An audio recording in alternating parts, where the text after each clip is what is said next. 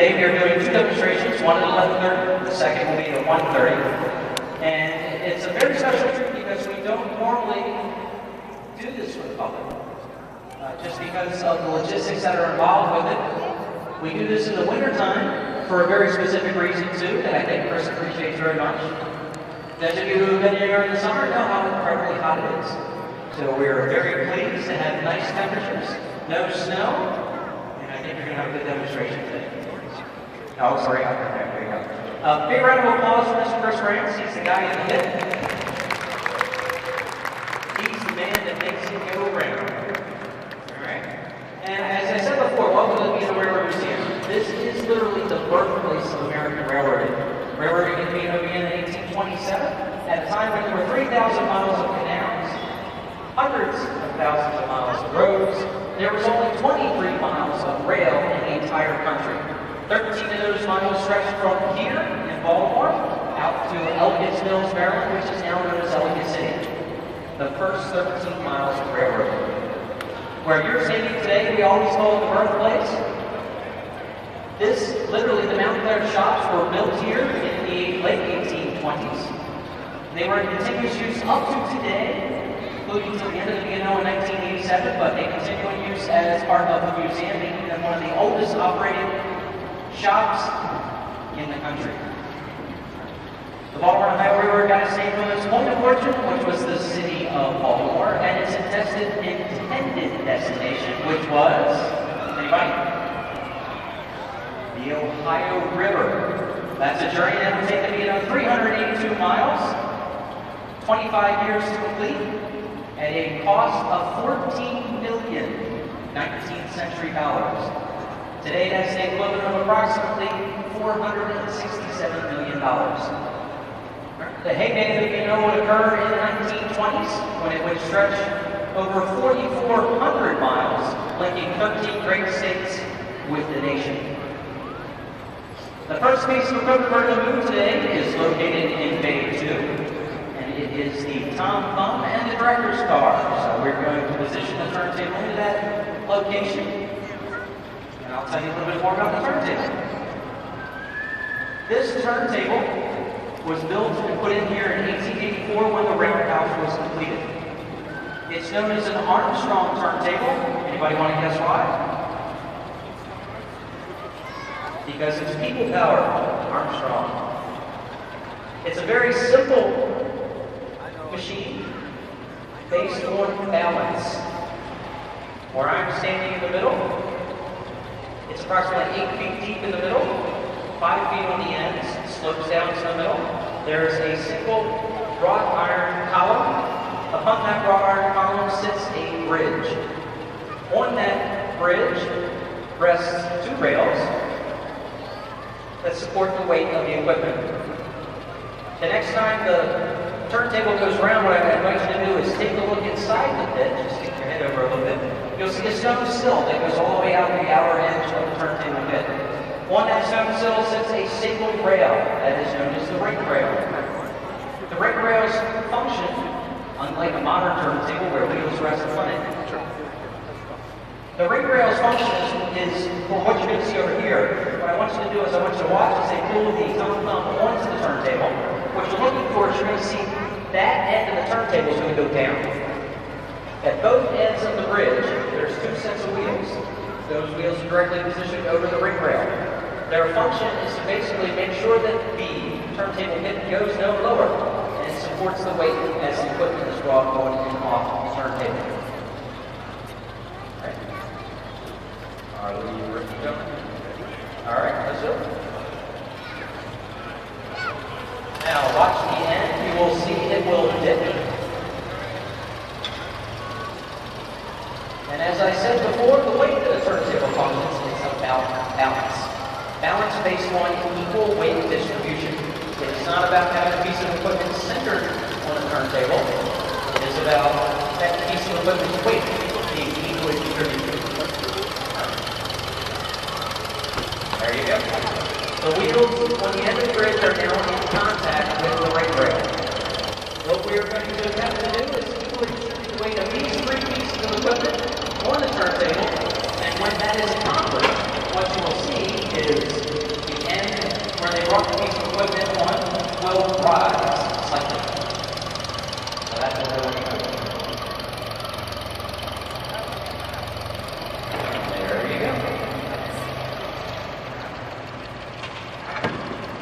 Mr. Duncan's doing over here is he was unlocking the pin that holds the turntable in place.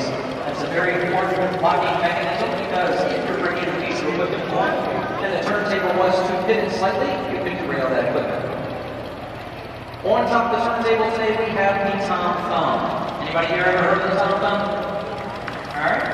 Well, Tom Thumb, this is a reproduction built in 1927 by the B&O Railroad. The original Tom Thumb was the first American-built locomotive. When railroading began, horses pulled the first cars at 13 miles. The reason for that was they did not have a steam engine that could handle the sharp curves and the steep grades of the Catskill River Valley. So, a man that you may know of named Peter Cooper, an inventor and entrepreneur from New York. If you've ever heard of the Cooper Union, that's where it gets its name. Well, Mr. Cooper thought that he could design an engine that would work on the B&O's line. And he did so. The Tom Thumb began operations in the 1830s, marking an awful period in the B&O Railroad's operations. Anybody here ever hear of a horse-drawn race? Or the race between a horse-drawn car and the Tom Thumb? As the story goes, we don't know whether or not this actually took place. The line between Baltimore and Ellicott Mills, Maryland was double-tracked. A horse-drawn car, very similar to Rusty, located in Bay 1, was approached by the Tom Thumb pulling the directors for the return from Ellicott City. And like many things in the 1830s, a race ensued. Now, this is a participatory part of the program. You get a vote. And, unlike Florida, your vote does count. So, show hands if you think the horse-drawn car won. Come up. Show of hands if you think the Tom Thumb won. Alright, well, the horse-drawn car won. The reason for that was, like many things mechanical, the Tom Thumb threw a belt and broke down. Right? But whether or not the race took place is not exactly important. What is important is that the story relates a period of incredible change in American history when people went literally from horsepower to steam power. Now we're going to pull the car back into Bay 2, so we're going to bring it around and lock it in place, and then we will move to our second piece for the day. I do like to remind those of you with the little ones who especially like trains. Keep an eye on them as our equipment moves. Also, we do ask that you please keep off of the black brake around the turntable. Just for things once. I don't want anybody to get their fingers switched. As I said before, this locomotive was built by the B&O in 1927. It was built specifically for an event that was known as the Fair of the Iron Horse. The Fair of the Iron Horse took place out in Halethorpe, Maryland. It was created by the B&O to celebrate the 100th anniversary of railroading in the United States. Every day, a pageant of land transportation took place. So from the earliest days, walking, horse riding, coaches, stagecoaches, up through and including the latest modern steam locomotive. It was a giant parade. The Fair of the Iron Horse ended up drawing over 1.2 million visitors.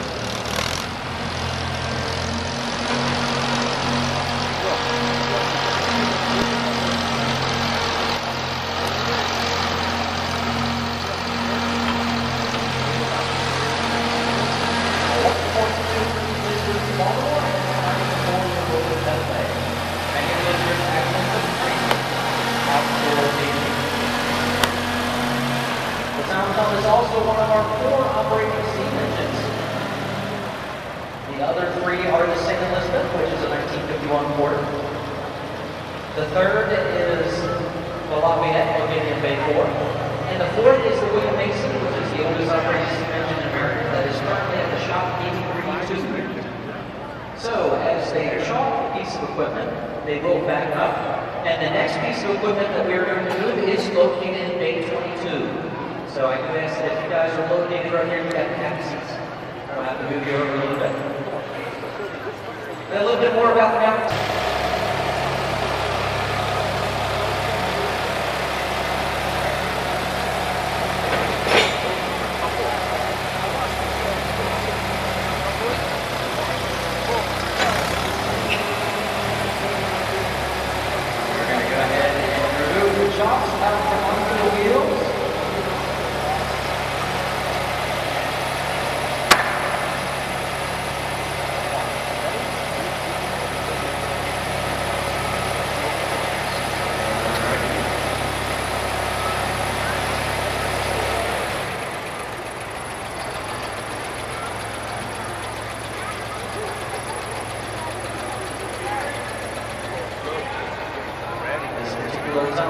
car is an extremely unique piece of the railroad train.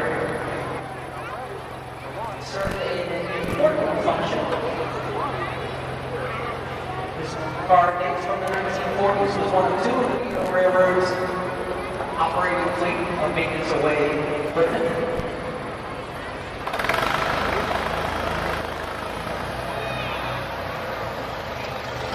The function of this car is very practical.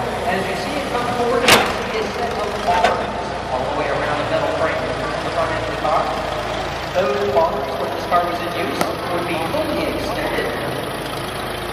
A locomotive would be pushing from the house end of the car, and it would be pushed through a tunnel. And the purpose of this car was to measure clearances. And so basically, if you were going into a tunnel, and as railroad equipment became larger, you had to know just how big that tunnel was. From that, changes would be made in the design of the tunnel. Also over time, routes would run to the top of the tunnel. You can see some shifting in brickwork, so it's very important to get this feature as well.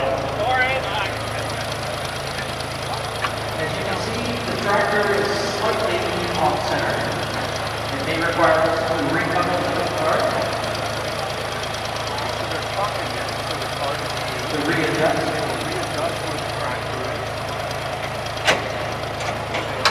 Crews would literally spend weeks in more remote locations, such as West Virginia.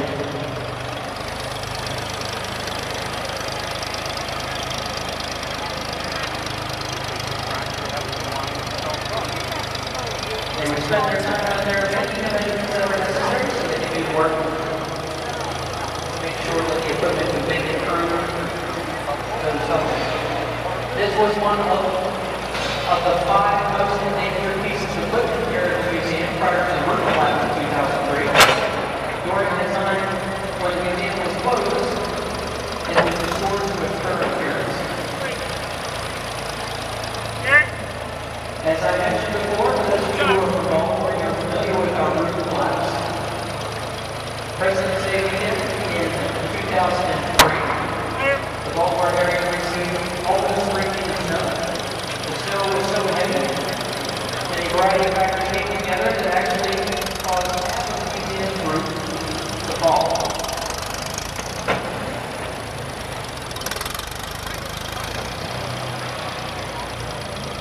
The areas affected were from Bay 6 through Bay 16. The number of pieces that was approximately 22.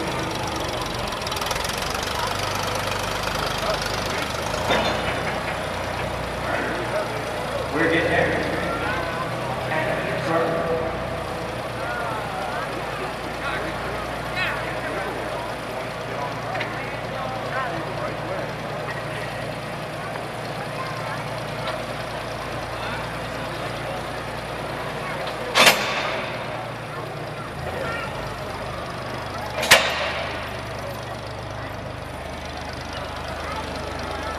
What you're seeing is a problem that we have with some of our larger pieces in the collection.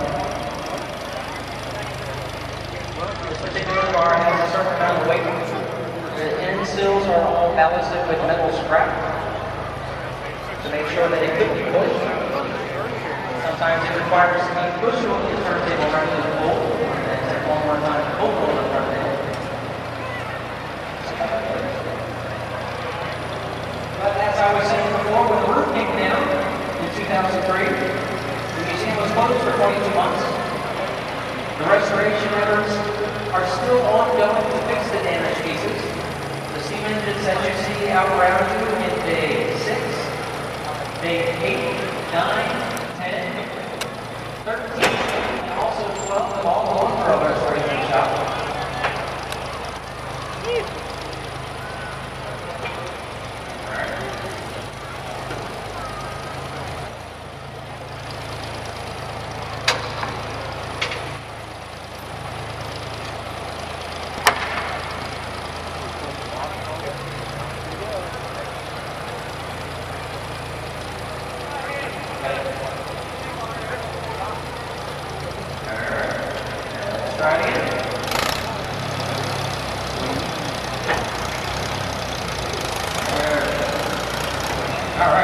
Big round of applause.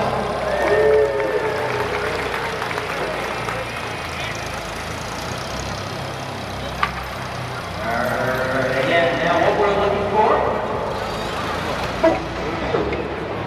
Ready? What we're looking for, we're going to look for this end of the pit to actually come up.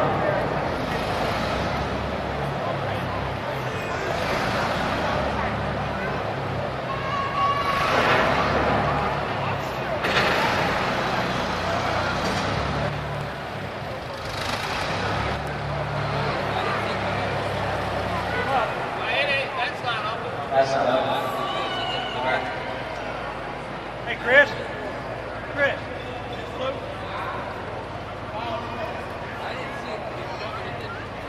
Try to get a little bit more room. Watch yourself there, Miss Beth.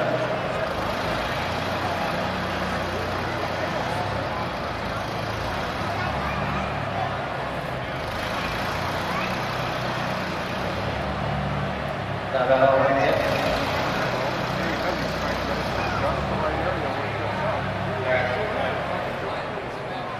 Try it. Alright. We're going to make the attempt to move it. It may not happen. There we go. Alright, Mr. Chris. This is where we find out if Chris ate his Wheaties. Oh, look at that. Big round of applause for Chris. Lackey clap, 100 Nothing about that.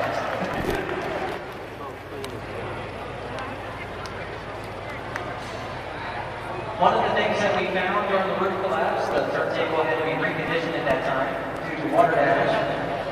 One of the things that we found is that the center cap was damaged. That was probably caused because the maximum capacity of weight on this particular turntable is approximately 15 tons. Two locomotives were moved on this turntable, the one at base 16 and the other at base 17. That weigh over 100 tons each.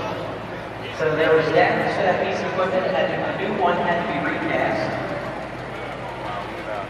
And it functions very well today. Now the good thing is that Chris is able to move this even though the weight's all loaded. Some of the heavier pieces, if we're off as little as an inch, the car won't go, and Chris's face turns very bright red. So we're going to bring this back into day 22.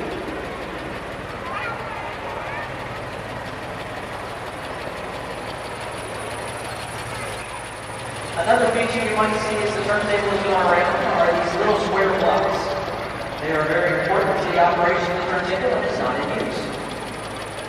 Underneath these blocks is a hexagonal screw that will go down, and on the bottom of that screw is a flat plate.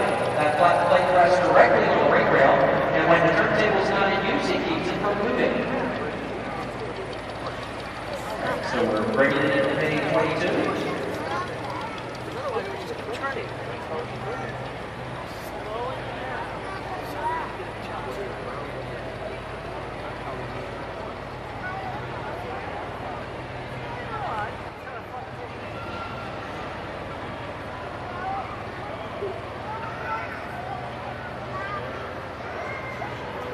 Today, the Roundhouse houses the crown jewels of the museum's collection.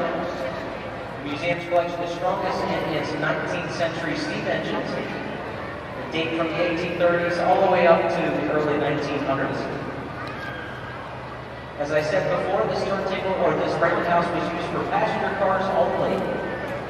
Steam engines would never have been brought inside because of fear of fire. Steam engines, if this was a engine roundhouse, you would actually have smoke ports, very similar to chimney stacks, that would have exited the building that would have allowed you to warm up a piece of equipment inside. Everybody watch out for May 22. We're going to get ready to push it back. Hey Gary, can you move the cardboard? Nice. All right.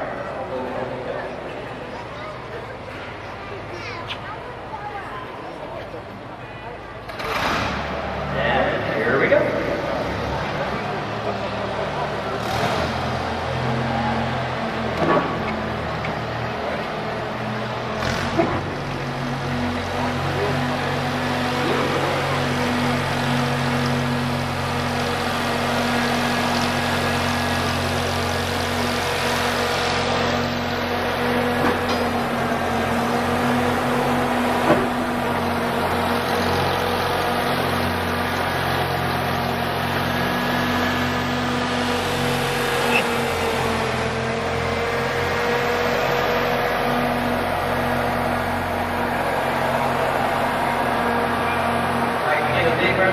our band here.